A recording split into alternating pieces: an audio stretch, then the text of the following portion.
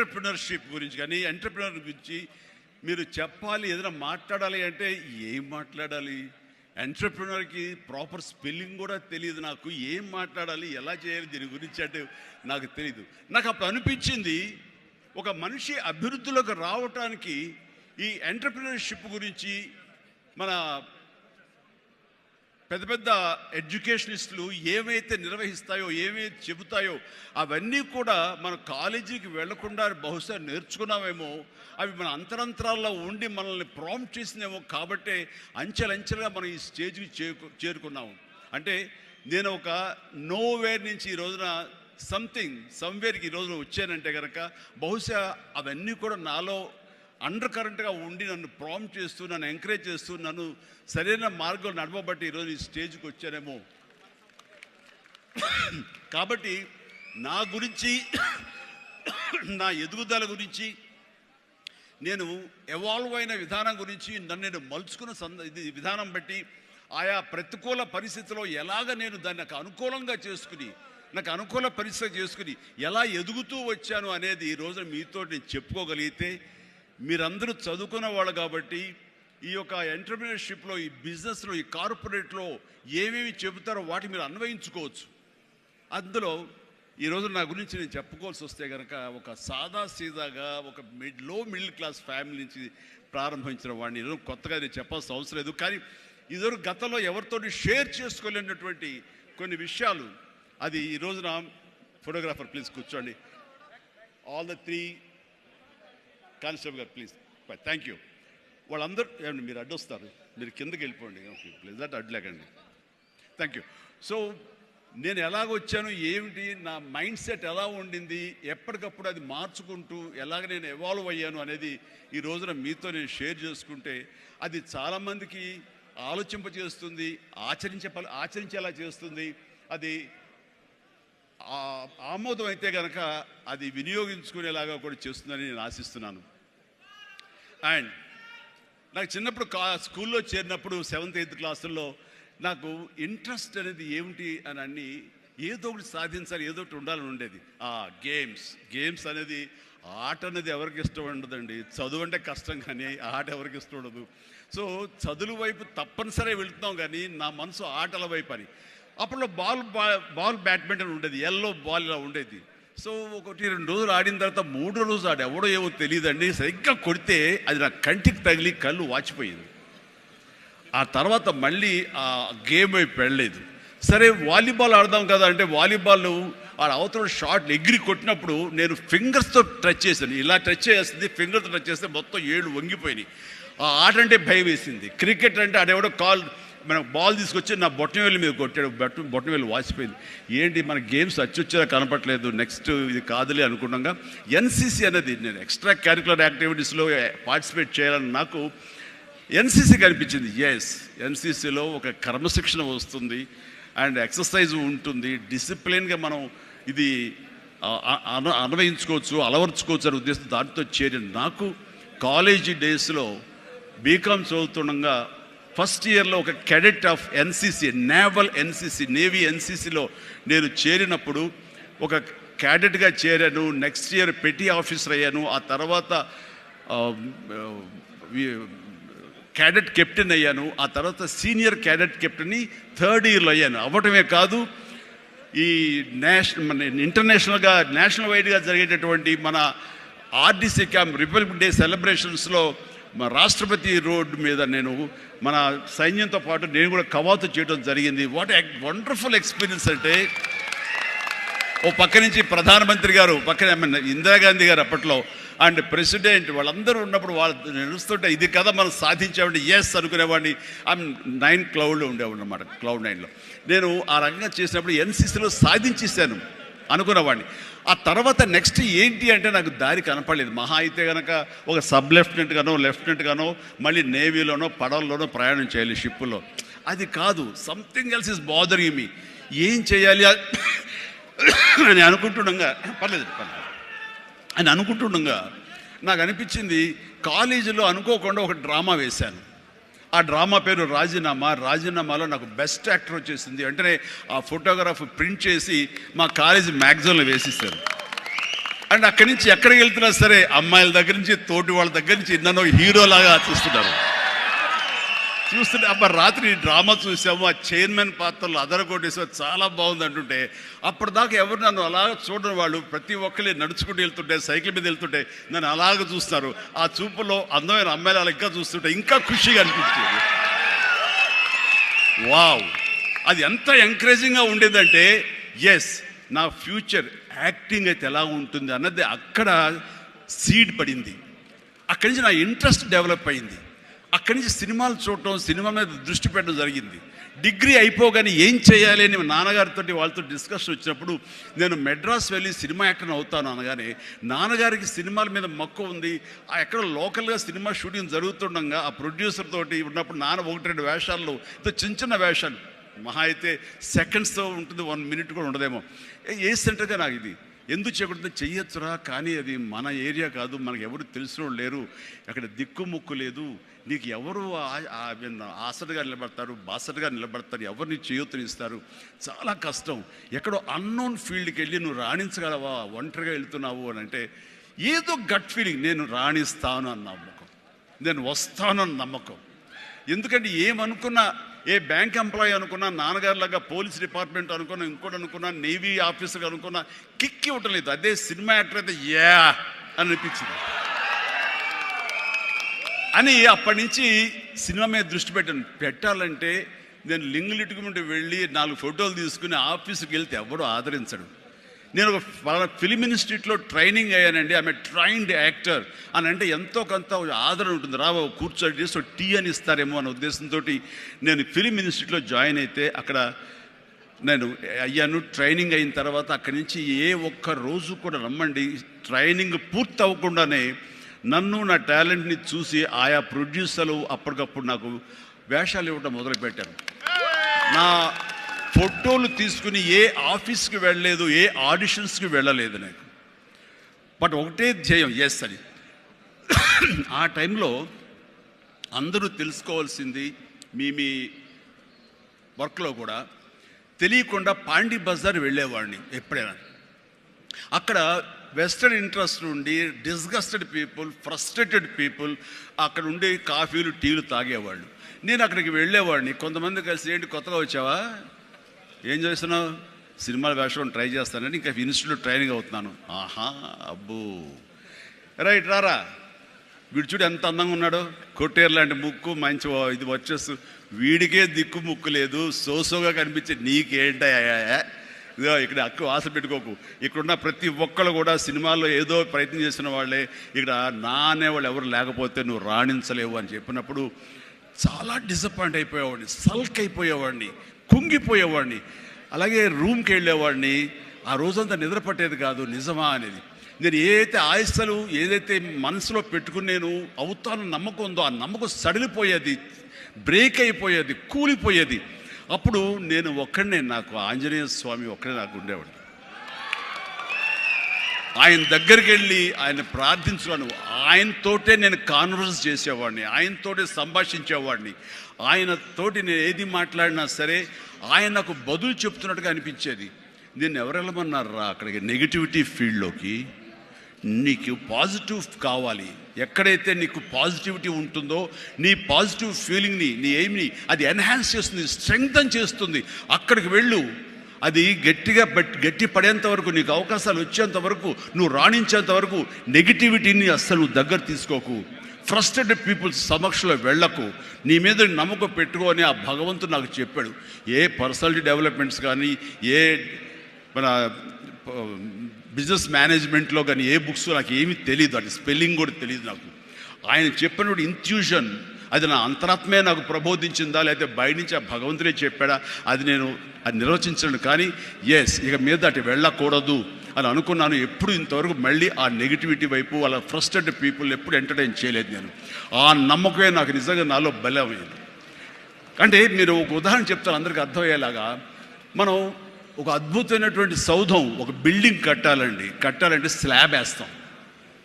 ఆ స్లాబ్ వేసినప్పుడు ఆ వేసిన ఒక్కరోజు వర్షం పడకుండా ఉంటే బాగుండు, అది దాని నీరు తగలకుండా ఉంటే బాగుండు, అన్ని రకాల కేర్లు తీసుకుని వెదర్ రిపోర్ట్ కూడా తీసుకుని మనం స్లాబ్ వేస్తాం. ఆ స్లాబ్ వేసిన 24 అవర్స్ తర్వాత దాన్ని నీరు పడితే గనక లోపల మొత్తం అది పాడైపోతుంది. అలాంటి స్లాబ్ ఆ తర్వాత క్యూరింగ్ చేయడం కోసంగా అదే వాటర్ తోటి మనం క్యూర్ చేస్తాం మనం.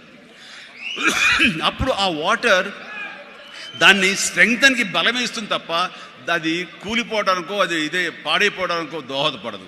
అంటే మనం మానసికంగా గట్టిపడినప్పుడు ఏ నెగిటివిటీ అయినా సరే మనం ఏమీ చేయలేదు.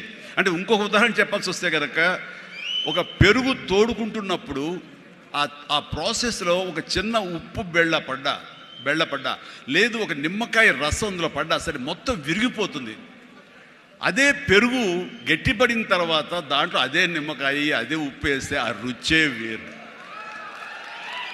అందుకని మనం ఆ యొక్క ప్రాసెస్లో ఉన్నప్పుడు అది సాధించాలనే మన పట్టుదలతో ఉన్నప్పుడు ఎలాంటి నెగిటివిటీ ఉండకూడదు. నీ మనసునే నమ్ముకోవాలి. నీ ఎయిమే నీకు మెయిన్. కళ్ళ గంతలు కట్టిన గుర్రంలాగా నీ ఎయిమ్ వైపు నువ్వు సాధించుకుంటూ దాన్ని ఏమైనా సరే నా వశం చేసుకోవాలన్న పట్టుదలతో వెళ్తూ ఉండాలి. వెళ్ళేవాడి కష్టాన్ని నమ్ముకోవాలి, పర్సివరెన్స్ నమ్ముకోవాలి, డెడికేషన్తో ఉండాలి. ఆ రకంగా నేను నిజం చెప్తున్నాను. నేను ఎప్పుడు ఎక్కడ ఏ చెడు అలవాట్లకు కానీ ఎక్కడ ఏ వయసెస్ కానీ వ్యసనాలు కానీ లోను కాకుండా ఆంజనేయ స్వామి అనేవాడు నా ధ్యేయం. నాకు సినిమాలో నెంబర్ 1 అవ్వాలన్నది ఒకటే ధ్యేయం. ఆ రకంగా ముందుకుంటూ వెళుతూ వస్తూ ఉండేవాడిని. ఈ లోపల అవమానాలు జరగకపోలేదు, ఎన్నో డిసప్పాయింట్మెంట్ జరగకపోలేదు. అయితే అప్పట్లో నాది బాగా గట్టిపడినటువంటి కాంక్రీట్ స్లాబ్, బాగా గట్టిపడినట్టు పెరుగులాగా అయ్యాను కాబట్టి ఇవేమీ నాకు లేవు. వీటిని నాకు అనుకూలంగా మలుచుకున్నాను. ఒక గ్రద్ద పైకి ఎగురుతున్నప్పుడు తన స్వశక్తితోటి పైకి ఎదగదు. కొంతవరకు ఎగిరిన తర్వాత అక్కడ ఉండేటటువంటి గాలి పవనాలని అదును చూసుకుని వాటిలోకి ఎంటర్ అయ్యి ఆ యొక్క కరెంట్స్తో అది ఇంకొంచెం హైట్కి వెళ్తుంది. అందుకని నాకున్న పరిస్థితులు నాకు అనుకూలంగా మార్చుకుని నేను పైకి వెళ్తూనే వచ్చాను తప్ప ఎప్పుడు కింద పడలేదు. ఈ రోజుకి పడలేదు. సినిమా ఇండస్ట్రీకి అంత ఇదిగా ఉన్నానంటే నాకు నేనుగా ఏర్పరచుకున్నటువంటి నాకు నేనుగా చూసిన ఫిలాసఫీ తోటి ఆ యొక్క దీంతో ముందుకు వెళ్తూనే వచ్చాను. అంటే చాలాసార్లు చెప్పాలంటే ఎన్నో డిసప్పాయింటింగ్ జరిగింది నాకు. అంటే ఒక సినిమాలో నన్ను బుక్ చేసి మహానటుడు రామారావు గారితో అప్పట్లో ఒక సినిమా చేశాను, తిరుగులేని మనిషి అని. దేవి ప్రసాద్ గారు ప్రొడ్యూసర్. అందులో నేను, ఫటాఫట్ జయలక్ష్మి, ఆయన, రతి అగ్నిహోత్రి చేశారు రామారావు గారితో. ఆ సినిమాలు చాలా బాగా చేశాను. రామారావు గారి పక్కన మరొక హీరోగా నాకు అవకాశం వచ్చింది. అంతా ఎర్లీ స్టేజ్లోనే అనుకుంటాను. నాకు ఆ సినిమా ఫెయిల్ అయింది. ఆ తర్వాత మళ్ళీ అదే రామారావు గారితో మళ్ళీ సినిమా చేసే అవకాశం వచ్చింది ఒక దిగ్దర్శకులతోటి. అయితే నాకు డేట్లు ఇచ్చారు, నా మెజర్మెంట్స్ తీసుకున్నారు, నేను వెయిట్ చేస్తాను. కానీ నా పేరు లేకుండా మరొకరి పేరుతోటి ఆ అనౌన్స్మెంట్ అయ్యేసరికి ఎక్కడ లేని డిసప్పాయింట్మెంట్ వచ్చింది. ఏంటిది అని ఆ రోజున ప్రొడ్యూసర్ పిలిచి, ఇదేంటంటే షెడ్యూల్ స్టార్ట్ అయిపోతుందంట, నాకు డేట్లు చెప్పారు, నేను ఆ డేట్లు ఎవరికి ఇవ్వకుండా నేను ఇక్కడ దాచిపెట్టాను, నేను ఎదురు చూస్తున్నాను అంటే, సారీ చిరంజీవి గారు, ఎలా చెప్పాలో తెలియక మేము టైం తీసుకున్నాము. ఎందుకంటే పోయిన సినిమా మీది ఫ్లాప్ అయింది కదా కాంబినేషన్లో, అందుకని దానికి గ్లామర్ ఉండదని మీరు వద్దనుకున్నామని. ఆ విషయం చెప్పచ్చు కదండి అని. అంటే ఆ టైంలో నేను నాతో సినిమా చేస్తే సినిమా ఫెయిల్ అవుతుందని ఒక బ్యాడ్ ఇది నా మీద స్ప్రెడ్ అయ్యే అవకాశాలు ఉన్నాయి. ఈరోజు సోషల్ మీడియా, ఆ రోజు ఇంత మీడియా లేదు కాబట్టి కానీ, లేదంటే ఎంత బ్యాడ్ అయ్యేదంటే నన్ను తిరిగి ఇతనితోటి ఎవరైనా చేస్తే సినిమా ఫెయిల్ అవుతాయి, ఇది ఒక ఐరన్ లెగ్ అనే పరిస్థితి వచ్చేసరికి ఎక్కడో మళ్ళీ జంకాను. కానీ గ్రద్దలాగా నాకు అనుకూలంగా ఉన్నటువంటి అవకాశాల పవనాల్ని అదునుగా చూసుకుని నేను ఎదిగాను. దాన్ని పాజిటివ్గా తీసుకున్నాను. ఎవరైతే వద్దులే ఈ సినిమా చిరంజీవి వద్దులే అని నన్ను పక్కన పెట్టి అనుకున్నారో అలాంటి వ్యక్తితోటే నేను రామారావు గారి కంటే ఎక్కువ సినిమాలు ఆయన నాతో చేసేలాగా చేసుకున్నాను. అత్యధిక సినిమాలు రామారావు గారు చేస్తే ఆ మహానుభావుడు ఆ దర్శకుడి దగ్గర, అదే దర్శకులు వారు నన్ను భుజం పట్టి నన్ను పైకి తీసుకుని ఆయనకంటే 4 సినిమాలు ఎక్కువే చేశారు నాతోటి. అది పరిస్థితుల్ని మనకు అనుకూలంగా మలుచుకోవటం, మార్చుకోవటం, తద్వారా మనం ఇంకొంచెం పైకి వెళ్ళటం అనేది. ఆ రోజున డిసప్పాయింట్ అయిపోయి నీ కసి లేకుండా, లేదా ఆ కసిని నెగిటివిటీ పెట్టి మార్చుకుంటే కనుక అది నిన్ను తినేస్తుంది. నువ్వు ఇలాగే ఉండిపోతావు, అలాగే దిగజారిపోతావు, అలాగే కనుమరుగైపోతావు. అలా కాదు, మనం ఎదురు తిరగాలి, పరిస్థితులు మనం అనుకూలంగా మార్చుకోవాలి. అందునే గ్రంథ ఫిలాసఫీ నాకు ఫిలాసఫీ. అండ్ ఎదిగాను పైకి వెళ్తూ వచ్చాను. ఆయన దగ్గరే నా రికార్డులు ఉన్నాయి. అది నా ఫస్ట్ సినిమా ₹1 కోటి చూసిన సినిమా అదే. నా రెమ్యునరేషన్ కాదు సుమా, సినిమా బడ్జెట్ 75 లక్షలు వస్తే కనుక బ్రహ్మాండమైన బడ్జెట్, ఎంతో రెవెన్యూ అనుకునేవాళ్ళు. ఫస్ట్ ₹1 కోటి. నా తోటి హీరోలు కూడా ₹1 కోటి తెలుగు సినిమా అనే లెవెల్కి వెళ్ళింది. అక్కడి నుంచి కోటి అనేది మామూలు అయిపోయింది. ఒక్కొక్క ఏరియాలోనే ₹1 కోటి. ఆ తర్వాత నా రెమ్యునరేషన్ ₹1 కోటి పైబడి అలా అంచెంచుగా ఎదుగుతూ వచ్చాను. నేనేమన్నానంటే, మీ బలం మీ పాజిటివ్ థింకింగ్, మీ బలం మీ కన్విక్షన్, మీ బలం మీ ధ్యేయం నుంచి పక్కదారి పట్టకపోవటం. మీరు ఎవరైనా సరే మీ ఎయిమ్ ఏంటి అనే దాన్ని మీరు ఫిక్స్ చేసుకోండి. ఆ ఎయిమ్ని వెళ్ళటం కోసంగా దారులు వెతుక్కోండి. అవకాశాలు ఇలాగ అబండెంట్గా ఉంటాయి. వాటిల్లో మనకు కావలసిన అవకాశాలు, మన ధ్యేయానికి లక్ష్యానికి దగ్గరగా ఉండే అవకాశాలు మనకి పాపపై కనపడుతుంటాం. ఆ పాపపై కనపడే దాన్ని మనం గుర్తించగలగాలి, వాటిని ఎంబ్రేస్ చేసుకోగలగాలి, వాటిని మనకు అనుకూలంగా మనం మలుచుకోగలగాలి, అవి మనం బలంగా చేసుకోగలగాలి, వెళ్ళాలి. ఇనీషియల్గా వెళ్ళినప్పుడు డబ్బే సంపాదించుకోండి. డబ్బే కాదు ప్రధానం, నిలదొక్కుకోవడం ప్రధానం. మన ఎయిమ్ వైపు మనం వెళ్ళటం అన్నది అది ప్రధానం. వెళ్ళిన తర్వాత డబ్బు ఆటోమేటిక్గా వస్తుంది. అనుకున్నావా ఇంత వస్తుందని, ఆ తర్వాత డబ్బునే పెంచుతుంది.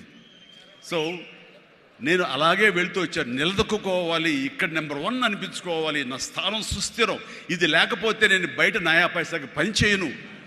ప్రైమ్ టైం నా లైఫ్లో అయిపోయింది కాబట్టి ఇక్కడ ఏమైనా సరే అని ఆ రకంగా వెళ్ళాడు. ఎక్కడ ఈగోకు వెళ్ళకుండా, ఎక్కడ హర్ట్ అవ్వకుండా, వాళ్ళు నన్ను సినిమాలను తీసేసరే, నన్ను కాదన్నారే అనే కోపం కంటే కూడాను వాళ్ళని ప్రసన్నం చేసుకోవాలి. వాళ్ళు మళ్ళీ అతన్ని మనం బాధ పెట్టుంటామేమో కదా అని వాళ్ళ మనసుల్లో వాళ్ళు వాళ్ళు గిల్ట్ ఫీల్ అయ్యేలాగా చేసి నెక్స్ట్ ఏమైనా సిద్ధం సినిమా చేయాలయా అని అనిపించేలాగా నా బిహేవియర్ ఉండేది. ఆ బిహేవియర్ తోటి వాళ్ళ ఆఫీస్కి వెళ్ళి కూర్చునేవాడిని. అంటే అక్కడ నాకు ఒక పౌరుషం లేదని కాదు, పరిస్థితి నాకు అనుకూలంగా మలుచుకోవటంలో నేను అది ఆ రకంగా కొంచెం తగ్గి వెళ్తాను. నేను తగ్గడం మూలంగా ఆ తర్వాత వచ్చే కరెంటు వేవ్స్ దాని మీద ఎక్కితే అదే తీసుకెళ్తాను పైకి. అది నమ్మిన వాడిని నేను. అలాంటి దర్శకులతోటి, ఆ దర్శకులతోటి నేను హైయెస్ట్ సినిమాలు చేశాను అన్నది ఈ రోజున వాస్తవం. అలాగే ఇక్కడ సినిమా ఇండస్ట్రీలో నీ టాలెంట్ అనేది ఇనిషియల్ స్టేజ్లో secondary. How you behave, how you cooperate with the producers. So all the time how you look in to their benefit, వాళ్ళ బాగులు ఎలా చూసుకుంటావు, వాళ్ళకి లాభం రావాలి ఎలా చూసుకుంటావు అనే దాని మీద దృష్టి పెడితే అది నిన్ను మరింత దగ్గర చేర్చుకుంటుంది. రామారావు గారి ఎగ్జిట్ తర్వాత, ఆయన పాలిటిక్స్కి వెళ్ళిన తరువాత ఒక గ్యాప్ లోపల ఉన్నారు మహానటులు ఎంతోమంది ఉన్నారు. శోభన్ బాబు గారు, కృష్ణరాజు గారు, కృష్ణ గారు, నాగేశ్వర గారు, అందరూ ఉన్నారు. ఆ టైంలో ఒక కొత్త వాడికి ఛాన్స్ రావడం అనేది ఎంత కష్టం అనేది నేను ప్రత్యేకించి చెప్పక్కల. ఈ రోజుల్లో మాత్రం కానే కాదు. ఆ రోజుల్లో ఏంటి అంటే, నా టాలెంట్ ఉంది కదా ఎస్ అని అనుకుంటే కుదరదు బాబు. నీ బిహేవియర్ కూడా దానికి అడిషనల్గా యాడ్ అవ్వాలి. మనం కొంచెం ఏంటంట అని అన్నామనుకోండి, అబ్బో వీడితో ఎక్కడ పడుతున్నా బాబు, వద్దురే బాబు, ఆల్టర్నేటివ్ చూడండిరా అనేలాగా వాళ్ళ మైండ్ సెట్ ఉంటుంది. మనలాంటి నటులు ఎంతోమంది ఉంటారు. బట్ వాళ్ళలో మనం బెస్ట్ ఆప్షన్ అంటే, అపార్ట్ ఫ్రమ్ అవర్ హిస్టానిక్ టాలెంట్స్, మనకున్న నైపుణ్యం కంటే కూడా మన వ్యక్తిత్వం అని కూడా అక్కడ చాలా చాలా ప్రధానమైన పాత్ర వహిస్తుంది. అలాంటి వ్యక్తిత్వాన్ని నమ్ముకుని వాళ్ళ ఆఫీసులకు వెళ్ళి కూర్చుని వాళ్ళతో సత్సంబంధాలు ఏర్పరచుకుని మీలో ఒకడిని అంటూ వాళ్ళకి ఆ నమ్మకం కలిగించి పెట్టి అలా ముందుకు వెళ్తుండేవాడిని. ఎలాగ ఎవాల్వ్ అయ్యాను అంటే, నన్ను ఇండస్ట్రీ నాకు చేయూతనిచ్చి ఇండస్ట్రీ నన్ను పైకి ఎదిగేలా చేసింది అనే దానికంటే, నన్ను ప్రేక్షకులు ఫస్ట్ వాళ్ళను గుర్తించారు. ఇండస్ట్రీ గుర్తించలేదు, ప్రేక్షకులు గుర్తించారు, ప్రేక్షకులు చేయూతనిచ్చారు. అందుకనే ప్రేక్షకుల పట్ల నాకు ఎప్పుడూ కృతజ్ఞత ఉంటుంది. ఇది మీకు అర్థమయ్యేలాగా తేటతెల్లంగా చెప్పాలి అంటే, రామారావు గారు ఎగ్జిట్ తర్వాత ఎవరు అంటలో ఇద్దరు ముగ్గురు పోటాపోటీగా నిలబడి ఉన్నప్పుడు లక్ష్మీ ఫిలిం డిస్ట్రిబ్యూటర్స్ అని విజయవాడలో ఉండేవాళ్ళు. అప్పట్లో ఇప్పట్లాగా బయింగ్ అలాంటివి లేవు. ఏరియాల వైజ్ కొనటం సినిమాలు లేవు, బయర్ సిస్టమ్ లేదు, ఓన్లీ డిస్ట్రిబ్యూషన్. అంటే డిస్ట్రిబ్యూటర్ అనేవాళ్ళు బెజవాడ నుంచి వచ్చి ఎవరెవరు ఏ సినిమాలు తీస్తారు, కథలు నచ్చితే కనుక ఆ కథకి ఇంత బడ్జెట్ ఇచ్చేవాళ్ళు. ఆ బడ్జెట్ తోటి సినిమాలు తీసేవాళ్ళు, అందులో లాభాలు ఎంతో మిగుల్చుకొని మిగతా వాళ్ళు డిస్ట్రిబ్యూటర్స్ వాళ్ళు డిస్ట్రిబ్యూట్ చేసుకుని ఆ వచ్చే డబ్బు వాళ్ళు పంచుకునేవాళ్ళు. ఇది సిస్టమ్. ఆ సమయంలో ఒక కథ చెప్పి మేము సో హీరోని మేము అనుకుంటున్నామని ఆ ప్రొడ్యూసర్స్ చెబితే లింగమూర్తి గారని లక్ష్మీ ఫిలిమ్స్ సంబంధించినటువంటి వాళ్ళ CEO ఆయన వచ్చారు. ఓకే, ఎంత ఎక్స్పెక్ట్ చేస్తున్నారు ఆ హీరో మీద? అప్పుడు 25 crores lakhs, సారీ క్రోర్స్ కాదు, ల్యాక్సే. 25 lakhs 30 lakhs, కానీ మాది బడ్జెట్ ఎక్కువ అండి, 50 lakhs పైన అవుతుంది అని. అంటే ఆ హీరో మీద 50 lakhs అంటే మాకు చాలా రిస్క్. చిరంజీవి అని వస్తున్నాడు కదా, అతని మీద అయితే ఇస్తాం అని. ఎందుకు ఇస్తారు, అతను ఏంటి కొత్తగా వస్తున్నాడు కదా అంటే, రావడం ఏంటి, ఖైదీ లాంటి సినిమా చేశాడు. ఆ ఖైదీలో అతని డ్యాన్సులకి ఫైట్లకి ఎక్స్ట్రాగా జనం విపరీతమైనటువంటి రెస్పాన్స్ ఉంది. మేము జనంలో ఉంటాం, బెజవాడలో ఉంటాం, మిగతా ఊళ్ళ నుంచి ఫీడ్బ్యాక్ తీసుకుంటాం, మాకు తెలుసు అతని పొటెన్షియాలిటీ అంటే. చెన్నైలో ఉండేవాళ్ళు, మెడ్రాస్లో ఉండేవాళ్ళు కొంచెం సంశయిస్తూ వచ్చారు. కాదండి, ఇతనైతేనే 50 ఇస్తాం, వాళ్ళైతే మాత్రం 30 కంటే ఎక్కువ ఇవ్వలేము అని వాళ్ళు తేల్చి చెప్పిన తర్వాత ఆయన ఒక మాట అన్నాడు, సాంగ్స్ అండ్ ఫైట్స్ అనేవి అప్పటి వరకు మినీ ఇంటర్వెల్స్, స్మోక్ చేసేవాళ్ళు కానీ, లేకపోతే బాత్రూమ్ వెళ్ళేవాళ్ళు కానీ, లేకపోతే రిఫ్రెష్మెంట్స్ కోసం బయటికి టీ తాగడం వెళ్ళేవాళ్ళకి సాంగ్ రాగానే వాళ్ళు బయటికి వెళ్ళిపోయేవాళ్ళు. ఫైట్స్ అనగానే కొంచెం అసహనంగా ఉండి బయటికి వెళ్ళిపోయేవాళ్ళు, ఎందుకంటే అది డూప్ చేస్తున్నాడు రా, మధ్యలో క్లోజప్స్లో హీరో తప్ప, అండ్ సాంగ్స్లో ఏంట్రా అది, అలాగే ఉండేది కామెంట్స్ అని. ఆయన చెప్పిన మాటలు ఇవి, నా మాటలు కాదు. ఆయన అన్నారు, కానీ అదే ఈ అబ్బాయి సాంగ్స్ అయితే కనుక ప్రొజెక్టర్ ఆపి మళ్ళీ రిపీట్ తోటి మళ్ళీ వేయండి అని అనిపించుకుంటున్నారు. ఇది మాకు కావాలి, ఇది మాకు డబ్బులు తెచ్చిపెట్టేది, కాబట్టి ఈ అబ్బాయి అయితే కనుక ఇంత ఇస్తాము అని తేల్చుకోవడంటే, అప్పుడు వీళ్ళందరూ తప్పనిసరి, అంటే ప్రజలు కోరుకుంటున్నారు కాబట్టి, డిస్ట్రిబ్యూటర్స్ ఇన్సిస్ట్ చేస్తున్నారు కాబట్టి, నాకు ప్రొడ్యూసర్లు అప్పుడు నా వైపు చూశారు. అది పోయి ఏమైందంటే, రామారావు గారి తర్వాత రామారావు గారి ప్రొడ్యూసర్లు ఎవరున్నారో అంతమంది ప్రొడ్యూసర్, దేవిప్రసాద్ గారు, చలసాని గోపి గారు, త్రివిక్రమ్ గారు, అండ్ వాట్ నాట్ ఏడు నాగేశ్వరరావు గారు, ఇలాంటి నిష్ణాతులైన ప్రొడ్యూసర్లు అందరూ ప్రతిరోజు నా షూటింగ్లు ఎక్కడ జరుగుతున్నా, ఎవరితో జరుగుతున్నా, ఏ ప్రొడక్షన్ జరుగుతున్నా సరే వచ్చి నా దగ్గర కూర్చుని వాళ్ళందరూ కలిపి ఈవినింగ్ స్నాక్స్ తింటూ ఉండేవారు. అప్పుడు అనేది ఇది కదా నా బలం, ఇది కదా నేను సాధించుకున్నాను అని. రామారావు గారి ప్రొడ్యూసర్లు తిరిగి నాతో సినిమాలు తీస్తుంటే అది ఎనలేని బలం. నెంబర్ 1 హీరో అవ్వాలని అనుకున్న నాకు ఆ క్షణం అనిపించింది, అయ్యానని ఒకసారి కాలర్ ఎగరేస్తే ఏమవుతుందో కూడా నాకు తెలుసు. అందుకనే అణిగిమణిగే ఉండాలి, ఎప్పుడు సబ్జ్యూడ్గానే ఉండాలి. నెంబర్ 1 అనేది నా మైండ్లో ఎప్పుడు పెట్టుకునేవాడిని కాను. స్వేర్ కష్టపడి పని చేస్తే ఆటోమేటిక్గా ఆ నెంబర్ అట్లాగే ఉంటుంది తప్ప ఎక్కడికి పోదు. అదే నమ్మకంతో తప్ప నేను నెంబర్ 1 చెప్పుకుంటే అది నాతో నిలబడుతుందన్న నమ్మకం లేదు. మనం కష్టపడి అలా అదే విధంగా ముందుకు సాగుతూ ఉంటే కనుక ఆటోమేటిక్గా వస్తుంది. ఆ నెంబర్ 1 స్థానం అలా నిలబడి ఉంటుంది. అది గట్టిగా నమ్మిన వాడిని. ఇది ఎవరు చెప్పింది కాదు, నా అంతరాత్మ నాకు చెప్పింది కాబట్టి దాంతో ఫాలో అవుతూ వచ్చేవాడిని. అందుకని ఈ రోజున నేను సరదాగా ఎంటర్ప్రినర్షిప్ వీళ్ళది నేను నా సోత్కర్షం చెప్పకూడదు అనుకుంటున్నప్పుడు నేను ఏం పాయింట్ చెప్పాలని ఊరికి గూగుల్ చేసేవేళ చేస్తే the key principles to become an entrepreneur, identify your passion. NCC తర్వాత నిర్దిష్టంగా నా ప్యాషన్ ఏంటో నాకు తెలిసి వచ్చింది, acting. And take calculated risk.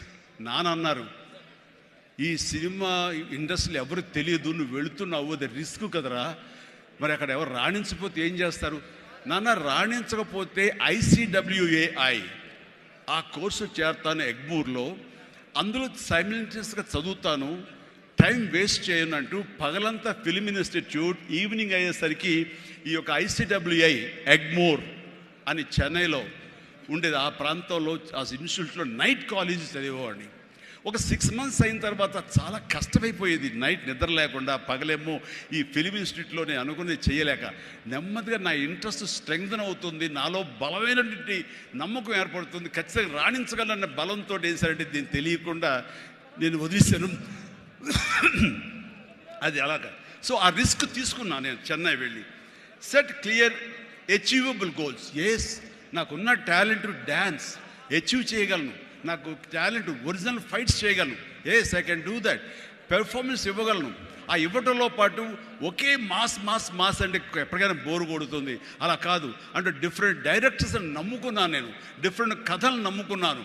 ఒక పక్క నుంచి ఖైదీ సినిమా చేస్తే, మరో పక్క నుంచి నేను మంత్రి గారి వియ్యంకుడు సినిమా చేశాను. College students, young lad, love subject చేశాను. రెండు కలిపి ఒక వారంలో రిలీజ్ అయింది. మీరు కావాలంటే గతంలోకి వెళ్ళి ఆ ఖైదీ రిలీజ్, నెక్స్ట్ మంత్రి గారి వియ్యంకుడు చూడండి. 1 week రెండు, ఒకటి సూపర్ డూపర్ ఫినామినల్ హిట్, ఒకటి సూపర్ హిట్ అయింది మంత్రి గారి వియ్యంకుడు. ఆ తర్వాత శుభలేఖ, ఒక డిగ్నిటీ ఆఫ్ లేబర్, మన మహానుభావుడు విశ్వనాథ్ గారి డైరెక్షన్లో సినిమా చేశాను. ఆ తర్వాత ఇదే కాదు, చిన్నపిల్లల్ని అలరించేలాగా, ఇందులో చాలామంది చిన్నప్పుడు చూస్తుంటారు, చంటి అబ్బాయి.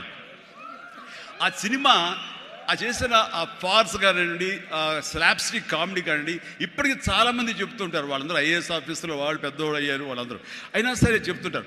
అదొకటి. ఇట్లాగా వైవిధ్యమైనటువంటి క్యారెక్టర్స్, స్వయం కృషి కానివ్వండి, యాక్షన్ సినిమాలు కానివ్వండి, రాఘవేంద్రరావు గారి గ్లామర్ క్యారెక్టర్స్ కానివ్వండి, కోదండరావు రెడ్డితో చేసిన కామెడీ కమర్షియల్ సినిమాలు కానివ్వండి, గోపాల్తో చేసినటువంటి ఫ్యాక్షన్ సినిమాలు కానివ్వండి, అట్లాగా ఒకటా రెండా అలాగా మన ఇది మా బావగారు బావన అలాంటి సబ్జెక్టులు కానీ, ఒకటే ఇలా ఇంద్ర ఇలాంటి సబ్జెక్టులు అందరూ చూస్తుంటే కనుక నాకు అనిపించింది, అన్ని రకాలుగా నాకు ఉన్నటువంటి టాలెంట్స్ని అన్ని పక్కలకి వ్యాపింప చేశాను. అంటే అంతమంది ప్రేక్షకుల్ని ఈ రోజున మహిళా ప్రేక్షకులు వచ్చి ఆప్తుల్లాగా వచ్చి నన్ను ప్రేమించిన లేడీసే కాదు, యంగ్స్టర్సే కాదు, పసిపిల్లలే కాదు, పెద్దవాళ్ళే కాదు, ధనికులే కాదు, ప్రతి ఒక్కళ్ళు క్లాస్ మాస్ వాళ్ళు వీళ్ళు అందరూ ఇంతమంది ప్రేమించారు. కాబట్టి ఈ రోజున ఇంతమంది నేను ఆస్తిగా చేసుకున్నాను, ఇంతమంది ప్రేమ పొందే అదృష్టం ఆ భగవంతుడు కల్పించగలిగాడు. ఎందుకంటే నేను లిమిటేషన్స్ పెట్టుకోలేదు. ఆ రకంగా అది నాకు ఎంతో హెల్ప్ అయింది. అలాగా delivery, high quality work, constantly market understanding. Yes, ఈ రోజున ఒకటే రకమైన డ్యాన్స్లు వేస్తుంటే కనుక బోర్ కొట్టచ్చు. సో ఏం చేద్దాం, డ్యాన్స్లో కానీ ఫైట్స్లో కానీ వైవిధ్యం ఎలా తీసుకొద్దాం అనుకున్నప్పుడు, ఫారిన్ వెళ్ళినప్పుడు నా భార్యతో పిల్లలతో ఎంజాయ్ చేయడం కాకుండా అక్కడ దొరికేటువంటి వైవిధ్యమైన డ్యాన్స్ క్యాసెట్స్ తీసుకొచ్చేవాడు, VHS క్యాసెట్స్. అందులో మైకేల్ జాక్సన్ ఉండేవి. అప్పుడు ఇక్కడ ఇండియాలో VHS క్యాసెట్లు కానీ VHS ప్లేయర్స్ కానీ ఉండేవి కదా, వీడియో ప్లేయర్స్. అవి తీసుకొచ్చి ఒక ప్లేయర్ కొనుక్కొచ్చి అవి చేసుకునేవాడిని, అవి డ్యాన్స్ క్లాస్లో చూపించేవాడిని. అదే ఈరోజున డిస్కో డ్యాన్సులు కానివ్వండి, బ్రేక్ డ్యాన్సులు కానివ్వండి, వేవ్ డ్యాన్సులు కానివ్వండి, ఇలాంటి డ్యాన్సులు రావడానికి నేను వైవిధ్యంగా ఉండాలని ఎప్పటికీ పరితపిస్తూ ఉండేవాడిని. వాళ్ళ మొనాటినీగా ఫీల్ అయ్యేలా చేసేవాడిని కాదు. అది ఫైట్స్లో కూడా అదే విధంగా ఉండేది. And then critically important is understanding your target audience and customers. So మారుతున్నటువంటి కాలానికి అనుకూలంగా ఆడియన్స్ టేస్ట్ మారుతుంటే మనం కూడా మన సినిమా కథాంశాలు మార్చుకోవాలంటూ ఆయా కథకులతో కూర్చుని ఇంటరాక్ట్ అవుతూ వాళ్ళని మార్చుకుంటూ అప్లోడ్ మార్చుకుంటూ జగదగ వీడు, అతిలోక సుందరి, అన్నయ్య అనే సినిమా, సెంటిమెంట్ సినిమా, హిట్లర్ అనే సినిమా, మాస్టర్ అనే సినిమా, రెస్పాన్సిబిలిటీ సినిమాలు, మెసేజ్ ఓరియంటెడ్ సినిమాలు ఇస్తూ ఆ రకంగా మోసపోసిన సినిమాల నుంచి నేను బయటికి రావడం జరిగింది. And know that your product won't appeal to everyone and conduct market research and continuously learning. ఇప్పుడు సినిమా, చిరంజీవి సినిమా అంటే అందరూ లైక్ చేసే అందరిని అనుకోకూడదు. కొంతమంది డిస్లైక్ చేసేవాళ్ళు ఉంటారు. కానీ డిస్లైక్ చేసేవాళ్ళని కూడా మనం ఇంప్రెస్ చేయాలి అంటే కనుక మనం ఏ విధంగా మనం యాక్టింగ్లో మార్పులు చేర్పులు చేసుకోవాలి అనుకుంటాడు. ఇక్కడ ఉన్నటువంటి కొంతమంది ఇండస్ట్రీలో, సార్ మీ సినిమాల్ని దొంగతనంగా చూసేవాళ్ళం సార్. ఇదేం కర్మయ్యా, దొంగతనం ధైర్యంగా చూడొచ్చు కదా అంటే, లేదు సార్ అలా చూస్తే మా వాళ్ళు కొంతమంది ఎందుకురా సినిమాలు అంటే అవేనా అని అనేవాళ్ళు సార్. అదేంటయ్యా సినిమాలకు కూడా తేడా చూపిస్తారా? అవును సార్, అందుకని మీ సినిమాలు మీ డ్యాన్స్ అంటే మాకు ఇష్టం సార్. అందుకని సెకండ్ షోలకి ఎవరికి తెలియకుండా కామ్గా వెళ్ళిపోయి చూసి వచ్చేవాళ్ళం సార్. ఏమిటి అసలు అవి చూసి కాలేజీలో ఆ పెర్ఫార్మెన్స్ ఇచ్చేసేవాళ్ళం సార్, మాకు ప్రైజులు వచ్చేసేవి.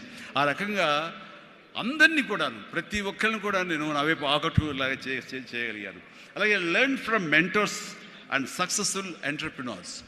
ఎవరైతే మీకంటే ముందే సాధించారో వాళ్ళని మీరు ఆధారంగా చేసుకుని వాళ్ళు ఏ విధంగా అంత స్థాయికి వెళ్ళారు, టాటా వాళ్ళు కానీ ఇంకోళ్ళు కానీ వెళ్ళారు.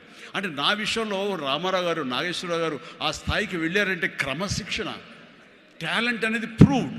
కానీ ఇక్కడ క్రమశిక్షణ అనేది చాలా ఇంపార్టెంట్. అందరితో సత్సంబంధాలు పెట్టుకోవడం ఇంపార్టెంట్. నిన్ను క్రిటిసైజ్ చేసే వాళ్ళు ఉంటారు, ఆవేశపడకు, వాళ్ళ తప్పు వాళ్ళు తెలుసుకుంటారు, నువ్వు సంయమనం పాటించాలి. అండ్ అట్లాగా నేను నా సీనియర్స్ నుంచి నేర్చుకుంటూ వచ్చాను. Learn more mentor and successful entrepreneurs of course. అలాగే నెట్వర్క్ అనేది చాలా ఇదిగా ఉండాలి మీకు, అంటే డిస్ట్రిబ్యూషన్ సైడ్ కానీ ఇంకోటి కానీ మీ ప్రోడక్ట్ మార్కెటింగ్ చేసుకోవడం. అలాగా నా విషయంలో నాకు అండగా నిలబడింది, నన్ను ప్రజల్లోకి నిరంతరం తీసుకెళ్ళేది ఎవరంటే నా అభిమానులు. మీ ఎంటర్ప్రినర్స్కి ఎలాగైతే కనుక నెట్వర్క్ ఉంటుందో, అబ్జర్వ్ చేసుకుంటారో, డిస్ట్రిబ్యూషన్ ఉంటుందో, మార్కెటింగ్ స్ట్రాటజీస్ ఉంటాయో, అలాగా నా అభిమానులు ఎప్పటికప్పుడు నాకు అండదండలు అందిస్తూ కొండంత అండగా నిలబడ్డారు. వాళ్ళు నా కోసం ప్రాణం ఇచ్చే లెవెల్కి వాళ్ళు ఉన్నారు. నేను అన్నాను, మీరు నాకు ప్రాణం ఇవ్వక్కర్లేదు, మీ యొక్క సహాయ సహకారాలతో రక్తం ఇచ్చి ప్రాణాలు నిలబెట్టండి అన్నాను. ఆ మాట పుణిగి పుచ్చుకుని 25 సంవత్సరాలుగా ఈరోజు కూడా వాళ్ళు రక్తదానం చేస్తూనే ఉన్నారు. వాళ్ళందరికీ జీవితాంతం నేను రుణపడి ఉంటాను. అందులో భాగంగా ఎక్కడో ఉన్నట్టు నా మాట ఇక్కడ మాట్లాడిన నా మాట అమెరికా దాకా వినపడింది. కాబట్టి ఆప్తా ఎన్నోసార్లు నా పేరు మీద బ్లడ్ బ్యాంకులు నిర్వహించారు, రక్తదాన శిబిరాలు నిర్వహించారు. ఈ రవి కానివ్వండి, మధు కానివ్వండి, ఇలాంటి వాళ్ళందరూ కూడాను ఇవి చేశారు. ఈ రోజున అన్ఫార్చునేట్లీ రవి వర్రే ఒక బ్రెయిన్ స్ట్రోక్ వచ్చేది ఆగిపోయినప్పుడు, ఆ విషయం తెలిసినప్పుడు అతనికి వీడియో పెట్టాను నేను. వీడియో రవి డోంట్ వర్రీ, ఇవన్నీ స్మాల్ థింగ్సే, బట్ అన్ఫార్చునేట్, సో త్వరలో కోలుకుంటావని అతను నేను మెసేజ్ పెట్టినప్పుడు అతను పొందిన ఆనందం అంతా ఇంత కాదు, అది ఎంతో ఉత్సాహాన్ని ఇచ్చింది. ఈ రోజున కోలుకుంటున్నాడు. ఈ రోజున ఈ సభ రవి రావాలి, అన్ఫార్చునేట్ రాలేకపోయాడు. కానీ నెక్స్ట్ ఇదే సభ ఇక్కడ జరిగితే కనుక రవి వస్తాడు, నేను వస్తాను, మీతో ఉంటాను. మీ అందరి ఆశీస్సులతోటి రవి లాంటి ఎంతూజియాస్టిక్ గాయ్ కోలుకుంటున్నాడు. వాళ్ళు మధుతోటిను, సాగర్ గారితో, మన ఇతర ఫ్రెండ్స్ తోటి, సుబ్బు చంద్రశేఖర్ గారితో, వీళ్ళందరితో కూడాను మళ్ళీ కలిసి ఈ యొక్క సభల్ని ఇంతకంటే మరింత అద్భుతంగా చేయాలి. అండ్ ఆ రకంగా నేను మీ ఎంటర్ప్రినర్షిప్, యంగ్స్టర్స్ ఎలాగ రావాలి ఏమిటి అనేది నా గురించి నేను చెప్పుకోవడంలో తెలియకుండానే మీకు అందరికీ చెప్పాను. అది మీకు అందరికీ అర్థమై ఉంటుందేమో అనిపిస్తుంది. కాబట్టి ఇది నాకు గొప్ప అవకాశం. ఈ తీరుగా, ఈ రీతిగా, ఇదే విధంగా మనం వెళ్ళగలిగితే కనుక ఎవ్వరికి అడ్డుండదు. ఇక్కడ ఒక్కొక్కరు ఒక్కొక్క గ్రేట్ ఎంటర్ప్రినర్స్ అవుతారు. ప్రతి ఒక్కళ్ళు మీ సలహాలు, సంప్రదింపులు మీ సీనియర్స్ తోటి మీరు ఆయా సమయంలో ఇంటరాక్ట్ అవుతూ what to do, what not to do, how to go about it అనేది మీరు తెలుసుకుంటూ ఎప్పటికప్పుడు మీరు అప్డేట్ చేసుకుంటూ, రిస్క్ ఉంటుంది, బట్ మన జీవితాలు కొలాప్స్ అయ్యేలాగా మాత్రం రిస్క్ వద్దు. కానీ మీడియం రిస్క్ తీసుకుంటూ మీరు ముందుకు వెళ్ళకపోతే అభివృద్ధి ఉండదు. ఛాలెంజ్ సినిమా ఎంతమందికి ఇన్స్పిరేషన్ వచ్చింది అంటే, ఆ రోజుల్లో ఏమి చేయాలరా అని తొయ్యనంటే వాళ్ళకి ఆ సినిమా ఒక దిక్సూచిలా ఉండి, ఈవెన్ మనం కూడా అచీవ్ చేయగలం అనే నమ్మకం వచ్చింది. అలాగా సినిమాల ద్వారా ఇతోధికంగా నేను చాలామందికి మార్గదర్శకంగా నిలబడ్డాను, ఇన్స్పిరేషన్గా నిలబడ్డాను. ఆ రకంగా మీరు కూడా ఈ వండర్ఫుల్ జీవితం, ఒకే ఒక జీవితం, దీన్ని సద్వినియోగపరుచుకుంటూ మీరు మరింత హైట్స్కి ఎదగాలని, మరింత అభివృద్ధిలోకి ఎదగాలని, ఇదే సభ 1 year లోపు జరిగినప్పుడు మీరు ఫీల్ అవ్వాలి, లాస్ట్ టైం మనం వచ్చే జనవరి 25, కానీ ఈ జనవరి 26 ఆ ప్రాంతాల్లో మనం ఎంత ఎదిగాము. ఇది అంటే చిరంజీవికి మీరు చెప్పుకుంటే కనుక అంతకు మించి నాకు కావాల్సిన ఇంకేమీ లేదు.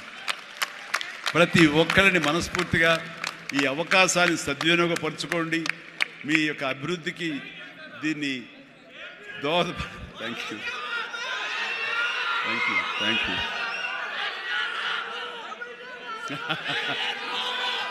ఎస్, ఇందాక నుంచి చాలా చెప్తూ నా అచీవ్మెంట్స్ గురించి చెప్పాను. Pawan Kalyan is my achievement, Ram Charan is my achievement, నా ఫ్యామిలీలో ఉన్న అందరు బిడ్డలు అందరూ కూడా నా అచీవ్మెంట్. వీళ్ళందరూ చూస్తుంటే ఇది కదా నేను సాధించానని. మొన్న పవన్ కళ్యాణ్ ఇంటికి వచ్చినప్పుడు ఒక మాట అన్నాడు, అన్నయ్య నీకు ఒక మాట అనేవాడికి గుర్తుందా అని. ఏమన్నానరా, మన ఇంట్లో ఇంతమంది మీరందరూ ఉన్నందుకు, నాకు ఈ అవకాశం భగవంతుడు ఇచ్చినందుకు ఇది నాతో ఆగిపోకూడదు. ఒక రాజ్ కపూర్ ఫ్యామిలీలో ఎంతమంది ఎలా ఉన్నారో ఆ రకంగా మరొక రాజ్ కపూర్ ఫ్యామిలీ మన మెగా ఫ్యామిలీ అవ్వాలి అని నువ్వు చెప్పావు. ఈ రోజున చూస్తుంటే తలుచుకుంటే నీ మాట ప్రభావం, నీ మాట మంత్రంగా ఈరోజు పనిచేసి మన ఫ్యామిలీలో ఇంతమంది 9 ఉన్నాము, 10 మంది దాకా ఉన్నావు అంటే కనుక నీ మాట పవర్. ఎందుకంటే నువ్వు చాలా నిష్కల్మషంగా అంటావు, అనేదో కన్విక్షన్తో అంటావు, అందులో ఎలాంటి పొల్యూషన్ ఉండదు కాబట్టి దానికి బలం ఎక్కువ అన్నయ్య. మంచి మనసుతో అంటావు, పాజిటివ్తో అంటావు అని కళ్యాణ్ బాబు అంటే అవును కదా అనుకున్నా. తెలియకుండా అదే ఒక పత్రిక కపూర్ ఫ్యామిలీ ఆఫ్ సౌత్ అంటూ మా గురించి ప్రస్తావించినప్పుడు, భగవంతుడా, ఇది మా గొప్పతనం కాదు, నువ్వు ఈ ప్రజలు, నా అభిమానులు, ఈ ప్రేక్షకులు మమ్మల్ని ఆదరించారు కాబట్టి మేము ఈ స్థాయిలో ఉన్నాము. అనుకున్నది ఆ రకంగా సాధించగలిగాము అనిపిస్తుంది. అండ్ గతంలో ఎప్పుడు నేను ఏ సభలోనూ ఇంత మనసిప్పి మాట్లాడుకోలేదు. అది మీతోటి నేను మనసిప్పి మాట్లాడుకునేంత